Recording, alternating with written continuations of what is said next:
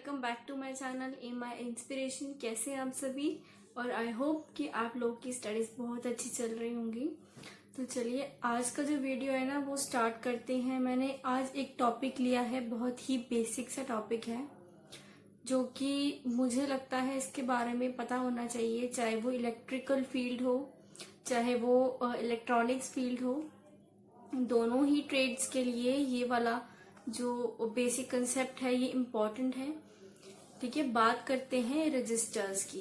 ठीक है, आज जो मैंने टॉपिक लिया है ना वो रजिस्टर्स का लिया है। मैंने ये टॉपिक क्यों लिया है पहले मैं ये बताती हूँ। एक्चुअली बहुत सारे ना इलेक्ट्रॉनिक हो चाहे इलेक्ट्रिकल हो उसमें ना बहुत सारे ना सर्किट डायग्राम्स होते हैं। सर्किट डायग्राम्स में ऑब्वियसली रजिस्टर लगता है। ठीक है, अब ये जो रजिस्टर है ना इसकी बहुत इंपॉर्टेंस होती है एक सर्किट में। ठीक है, इसकी एप्लीकेशंस देखी जाए या इसके फंक्शंस देखे जाए, इसकी स्पेसिफिकेशंस देखी जाए तो बहुत इंपॉर्टेंट हो जाता है ये वाला टॉपिक। मैं आपको ये सब इसलिए बता रही हूँ, अगर बाय चांस आपको कोई क्वेश्चन आता है, अगर आपको सर्किट सॉल्व करने के लिए आता है, जो कि मैं आपको बताती हूँ और पहले भी एक मैश एनालिसिस वाली वीडियो बना चुकी हूँ कि इलेक्ट्रॉनिक सर्किट को लैप्लास वाले क्वेश्चंस या फिर जो मैश एनालिसिस होता है वो कैसे सॉल्व करते हैं, करंट कैसे फाइंड आउट करते हैं, ये कितना करंट फ्लो कर रहा है किसी सर्किट में वो कैसे बनाते हैं। ठीक है, वो कैसे उसकी वैल्यू निकाली जाती है।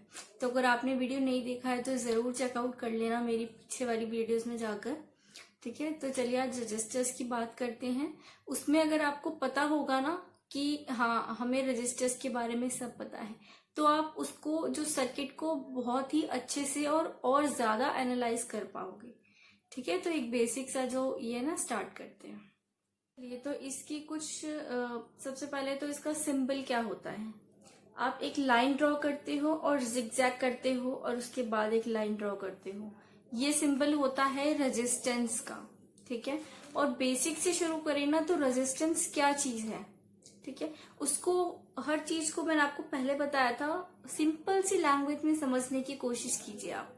ठीक है, तो रेजिस्टेंस क्या होता है, रजिस्टर या रेजिस्टेंस क्या होती है। कोई भी सर्किट है, सपोज करंट फ्लो कर रहा है, अगर आप वहां पर रेजिस्टेंस का मतलब होता है किसी चीज को रेजिस्ट करना, किसी चीज को रोकना। अगर बाई चांस एक सर्किट है उसमें से बहुत सारा करंट आ रहा है, अगर आप वो रजिस्टर नहीं लगाओगे, बीच में उसके रजिस्टर नहीं लगता है, तो जो आपका इलेक्ट्रॉनिक डिवाइस या कुछ भी है ना वो फ्लक्चुएट हो सकता है, वो ब्लास्ट हो सकता है। ठीक है, शॉर्ट सर्किट हो सकता है। ठीक है, उस चीज को रेजिस्ट करने के लिए हम लोग रजिस्टर लगाते हैं ताकि बहुत सारी जो सप्लाई है ना वो एकदम से हमारे डिवाइसेस को इफेक्ट ना करे और रजिस्ट होके थोड़ी थोड़ी होकर के जितनी उसको चाहिए वो उतनी आए। रजिस्टर्स की वैल्यू भी की जाती है। अब रजिस्टर्स की बहुत सारी वैल्यूज होती हैं, कलर कोडिंग होती है, मैं सबके बारे में आज इस वीडियो में आपसे बात करने वाली हूँ। ठीक है, तो रजिस्टर का जो बेसिक मीनिंग होता है ना वो होता है रजिस्ट करना, किसी चीज को रोकना। ठीक है, करंट को, वोल्टेज को रोकना और रुक रुक कर आगे बढ़ाना। ठीक है, तो ये तो होता है रोकना। उसके बाद इसकी बहुत सारी एप्लीकेशंस होती हैं। एप्लीकेशंस मीन्स ये कहाँ कहाँ पर यूज होता है, कहाँ कहाँ पर एम्प्लॉय होता है, उसके बारे में मैं थोड़ा सा आपको बता देती हूँ कि जो रजिस्टर है वो रजिस्ट रोकता तो है ही करंट को, साथ साथ बहुत सारी एप्लीकेशंस होती हैं जिसमें यूज होता है, जिसके बिना हमारा काम नहीं चल सकता है। ठीक है, तो रजिस्टर बहुत ही इंपॉर्टेंट इक्विपमेंट है, बहुत ही एलिमेंट है इलेक्ट्रॉनिक या इलेक्ट्रिकल सर्किट का। ठीक है, तो चलिए एप्लीकेशन से स्टार्ट करते हैं। सबसे पहले एम्पलीफायर्स में ये लोड की तरह इसको यूज कर सकते हैं हम। ठीक है, रेजिस्टेंस एज अ लोड हम यूज कर सकते हैं एम्पलीफायर्स में। ठीक है, बायसिंग नेटवर्क्स में इसका बहुत ज्यादा यूज होता है। जो बायसिंग वाले नेटवर्क्स होते हैं ना, जैसे रेक्टिफायर्स हो गए आपके, half wave, full wave, bridge rectifier, ये जो बायसिंग नेटवर्क्स होते हैं ना इनमें बहुत ज्यादा यूज होता है। ठीक है, और इसको करंट के मेजरमेंट में भी यूज कर सकते हैं। ठीक है, हम इससे मेजर कर सकते हैं कि कौन सी वायर में कितना करंट है। तो पावर सर्किट में ये वोल्टेज को रिड्यूस करने के काम आता है, जो रजिस्टर होता है, ठीक है। उसके बाद क्या एप्लीकेशन है इसकी, ये फीडबैक नेटवर्क्स में यूज होता है। फीडबैक का मतलब जो आउटपुट होती है, स्पेसिफिक आउटपुट होती है, उसको दोबारा से इनपुट में लिया जाता है, जिससे कि हम उसको कंपेयर कर सकें, उसकी अच्छी वोल्टेज, इसके एरर सब कुछ रिमूव कर सकें, उसे बोलते हैं फीडबैक नेटवर्क। तो फीडबैक नेटवर्क में ये बहुत इंपॉर्टेंट है, रेजिस्टर्स का यूज किया जाता है। It is also use to discharge the capacitor, ठीक है। जो कैपेसिटर होता है, जो कि चार्ज को स्टोर करने के काम आता है, करंट एनर्जी को स्टोर करने के काम आता है, उसको ये डिस्चार्ज करने में हेल्प करता है। जब हम आउटसोर्स ये जो वोल्टेज होती है उसको हटा देते हैं, तो ये कैपेसिटर को डिस्चार्ज करने में बहुत ज्यादा हेल्प करता है, ठीक है। और क्या इसकी एप्लीकेशन है, जहां पर भी हाई करंट सर्किट्स लगे होते हैं ना, जिसमें बहुत ज्यादा करंट की जरूरत होती है, वहां पर रेजिस्टर्स को लगाया जाता है for equalising the current, leakage current, ठीक है। जब कोई भी करंट है किसी भी हाई वोल्टेज सर्किट में से लीक करता है करंट, तो उसको इक्वलाइजिंग में हेल्प करता है रेजिस्टर, ठीक है। उन करंट को इक्वली डिवाइड करता है वायर्स में, और इक्वल ही पार्ट्स में डिवाइड कर देता है, ताकि फ्लक्चुएशन ना हो, किसी में ज्यादा किसी में कम करंट ना हो। इसलिए हाई वोल्टेज सर्किट्स में यूज होता है। इसके अलावा ये आरएफ सर्किट्स में यूज होता है कॉइल फॉर्म में। आपने देखा होगा जितने भी कॉइल वाले है, जैसे ऑसिलेटर्स हो गए, हार्टले ऑसिलेटर हो गया, कॉलपिट हो गया, ये सब ऑसिलेटर्स है। इसमें भी रेजिस्टेंसेस की बहुत ज्यादा इंपॉर्टेंस है, मेन पार्ट है उसमें रेजिस्टेंसेस, सिर्फ इसीलिए क्योंकि आरएफ मतलब कुल मिला के ये कि आरएफ सर्किट्स में भी रजिस्टर बहुत ज्यादा यूज होते हैं, ये इसकी एप्लीकेशंस है, ठीक है। उसके बाद बात करते हैं रजिस्टर जो है ना, क्या आपको पता है कि जो रजिस्टर है ना, अगर हम इसको कैपेसिटर के साथ मिला दें, सपोज ये रजिस्टर है और एक कैपेसिटर है, अगर हम इन दोनों को आपस में मिला दें तो क्या बनता है। ये इलेक्ट्रॉनिक्स वालों के लिए बहुत इंपॉर्टेंट क्वेश्चन है। अगर हम एक कैपेसिटर और एक रजिस्टर को मिला दे तो हमें मिलता है एक फिल्टर, ठीक है। फिल्टर्स बहुत इंपॉर्टेंट रोल प्ले करते हैं इलेक्ट्रॉनिक्स में। जितने भी ब्लॉक डायग्राम्स है ना, उसमें ज्यादातर फिल्टर्स यूज होते हैं, जो कि एरर डिटेक्ट करते हैं, फिल्टर करते हैं, हाई पावर को नहीं जाने देते, एरर्स को नहीं जाने देते। उन फिल्टर्स, ये फिल्टर्स कैसे बनते हैं, कैपेसिटर और रजिस्टर के कॉम्बिनेशन से, तो स्टैब्लिश हो जाता है हमारा फिल्टर। किसी भी रजिस्टर के ना 2 कैरेक्टरिस्टिक्स मोस्ट इंपॉर्टेंट होते हैं। वो कौन कौन से, सबसे पहले तो उसकी रेजिस्टेंस पावर, ठीक है, उसकी रेजिस्टेंस इन ओम्स, उसकी जो वैल्यू होती है वो ओम्स में होती है, OHMS ओम्स, ठीक है। उसके बाद इसका जो सेकंड कैरेक्टरिस्टिक्स है, पावर डिसिपेशन में हेल्प करता है, ठीक है, बहुत ज्यादा, जो कि वॉट्स में होती है। जो उसका जो मेजरमेंट वैल्यू होता है वो वॉट्स होता है, WATTS वॉट्स, ठीक है। तो पावर डेसिपेशन इन वॉट्स और रेजिस्टेंस इन ओम्स, ठीक है। ये 2 मेन इसके कैरेक्टरिस्टिक्स होते हैं, जिसमें ये डिपेंड करता है, इसकी वैल्यूज डिपेंड करती हैं। अब कौन से सर्किट में कौन सा रेजिस्टेंस लगाएं, ठीक है, ये भी बहुत बड़ा सवाल है। तो इसको हम कैसे यूज करते हैं और कैसे लगाते हैं वो हम आगे जानेंगे। सबसे पहले हम बात करते हैं ये कितने तरह के होते हैं, ठीक है। मेनली ये 4 टाइप्स के होते हैं, टाइप ऑफ रेजिस्टर्स में।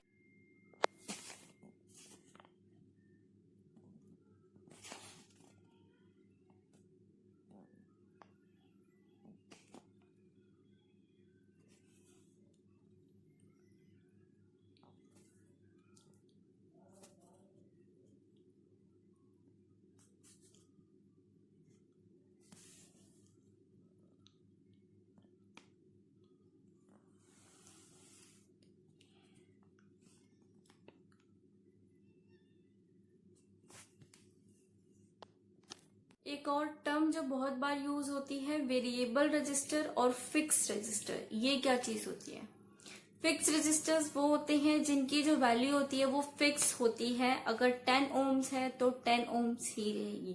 वेरिएबल रेजिस्टेंस का मतलब होता है हम उसकी वैल्यू को वेरी कर सकते हैं। वेरिएबल का मतलब यही है कि हम जो उसकी वैल्यू होती है उसको वेरी कर सकते हैं। ठीक है, फिक्स और वेरिएबल का बहुत इंपॉर्टेंट कंसेप्ट होता है। वेरिएबल रेजिस्टेंस वहां पर लगाई जाती है जहां पर हमें पोटेंशियोमीटर चाहिए होता है। पोटेंशियोमीटर क्या होता है? जहां पर हमें वैल्यूज चाहिए होती हैं। ठीक है, आप अगर इलेक्ट्रॉनिक फील्ड से रिलेटेड हो तो आपको ये पता होगा कि पोटेंशियोमीटर क्या होता है और कहाँ पे इसका यूज होता है। वैल्यू को काउंट करने के लिए जहां पर भी पोटेंशियोमीटर एक टाइप का होता है जिसमें एक निडल लगी होती है, वो वैल्यू बताती है इधर से इधर करने में, तो वहां पर बहुत ज्यादा इंपॉर्टेंट रोल प्ले करता है। उसके बाद बात करते हैं कलर कोडिंग की। कलर कोडिंग क्या चीज होती है? कलर कोडिंग होती है आप रजिस्टर के बहुत सारे कलर्स हैं जिसकी वैल्यूज हमें लिखनी होती हैं। ठीक है, जो उसकी वैल्यू को डिफाइन कर पाए। ठीक है, सपोज आपने रेजिस्टेंस अगर आपने नहीं देखी ना, वो बहुत छोटी सी होती है, इतनी सी। अगर आप किसी रेगुलर कॉलेज में है ना तो प्लीज अपने कॉलेज में लैब में जाइएगा, जाकर के अपने लैब असिस्टेंट को या किसी को भी बोलिएगा कि हमको रेजिस्टेंस दिखाएं। आप रेजिस्टेंस देखोगे ना तो बहुत ही पतली सी तार होगी। उस तार में बिल्कुल राउंड जैसे सिलेंडर होता है ना, बहुत छोटा सा इतना सा रेजिस्टर होता है, उसमें वायर लगी होती है और उसमें ना कलर्स होते हैं बहुत सारे। ठीक है, तो वो कलर कोडिंग के हिसाब से उसकी वैल्यू डिफाइन करता है जो रजिस्टर होता है। ठीक है, कलर कोडिंग बहुत इंपॉर्टेंट है। हालांकि ये आती नहीं है बट आपको इसकी वैल्यूज पता होनी चाहिए। ठीक है, ये क्वेश्चन तो नहीं आता है कि कलर कोडिंग क्या चीज होती है। मे भी अगर आप पॉलिटेक्निक कर रहे हैं या फिर उसके बाद कर रहे हैं, 12th के बाद कर रहे हैं, तो ये वाली चीजें ना आपके लिए बहुत इम्पोर्टेंस रखती हैं कि छोटी छोटी चीजें जैसे इंडक्टर, कैपेसिटर, रेजिस्टेंस, ये सब क्या होता है, इसकी क्या वैल्यूज। तो वैल्यूज की मैं बात कर रही थी। मैं अगर आप चाहते हो तो मैं आपको टेबल दिखा देती हूँ कौन से कलर की कितनी वैल्यू होती है। ठीक है, ये आप लोग पढ़ लेना, नॉलेज के लिए है। इसका कलर कोडिंग का कभी भी स्पेसिफिक क्वेश्चन नहीं आता है, अगर आए भी तो आप परफॉर्म कर सकते हो, आपको आपके सिलेबस के अकॉर्डिंग पता होगा। ठीक है, अब बात करते हैं कि कलर कोडिंग की जरूरत क्या पड़ती है हमें, क्यों बनाई ये कलर कोडिंग। इतने सारे कलर्स हैं, उसकी वैल्यू लर्न करो, क्यों करो, क्या इम्पोर्टेंस क्या है इसकी।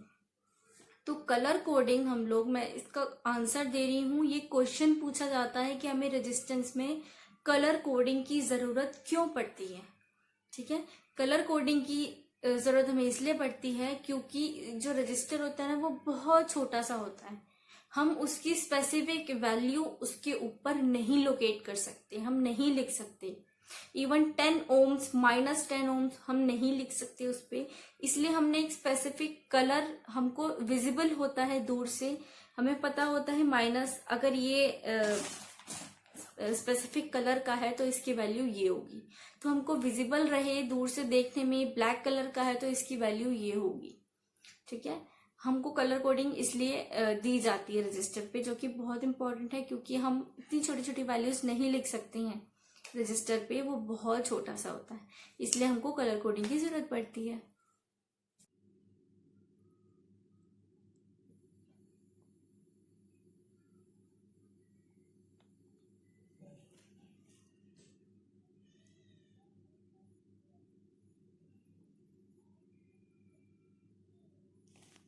आई होप आप लोगों को आज की वीडियो समझ में आ गई होगी, और समझ में आ जाए तो प्लीज इस वीडियो को लाइक जरूर कीजिएगा, शेयर जरूर कीजिएगा अपने बैचमेट्स के साथ या जिसको भी इस वीडियो की जरूरत हो, और प्लीज सब्सक्राइब कीजिएगा मेरे चैनल को नोटिफिकेशन बेल के साथ, ताकि आपको मेरी आने वाली सभी वीडियोस का नोटिफिकेशन टाइम पर मिल पाए, उसको आप देख पाए, आपकी हेल्प हो पाए, आप मेरी वीडियोस को देख के अच्छे अच्छे मार्क्स ला पाए। ठीक है, और प्लीज कमेंट सेक्शन में कोई प्रॉब्लम हो तो मुझे जरूर पूछिएगा। ठीक है, और मेरा ईमेल आईडी है mi.inspiration8@gmail.com, आप लोग मुझे मेल भी कर सकते हो। ठीक है, तो मिलती हूँ आपसे नेक्स्ट वीडियो में, और प्लीज इस वीडियो को, बहुत ही छोटा सा कंसेप्ट है, ठीक है, पर बहुत इम्पोर्टेंट है इलेक्ट्रॉनिक्स और इलेक्ट्रिकल वालों के लिए, क्योंकि आपको स्पेसिफिक कोई भी सर्किट दिया जाता है सबसे पहले उसमें रेजिस्टेंस लगी होती है। रेजिस्टेंस के बिना ऐसा हो जाएगा जैसे कोई वैल्यू नहीं है सर्किट की अगर आप रेजिस्टेंस को नहीं लगाओगे। तो ये कुछ बातें थी जो रेजिस्टेंस के बारे में, जो मुझे लगता है कि आपको पता होनी चाहिए अगर आप इलेक्ट्रॉनिक्स इलेक्ट्रिकल इंजीनियर हो तो। ठीक है, मिलती हूँ नेक्स्ट वीडियो में।